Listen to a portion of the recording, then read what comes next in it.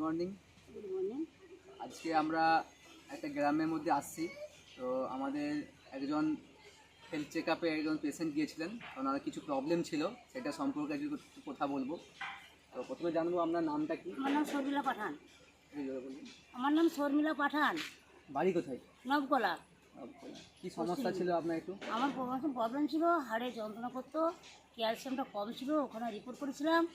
আমাকে ওষুধ দেয় ক্যালসিয়ামটি, ওটা খেয়ে খুবই সুস্থ আছি, খুব সুস্থ ফিল করছি। এবং যদি মনে হয় ওখানে কোনো সমস্যা থাকলে গেলে যা কিছু আছে শরীরের মধ্যে প্রবলেম, ওই সাজেশনটা ওনারা ঠিক করতে পারবেন। আর সময় মতো ওষুধ যদি খাওয়া দাওয়া হয় আমরা ঠিক হয়ে যাব।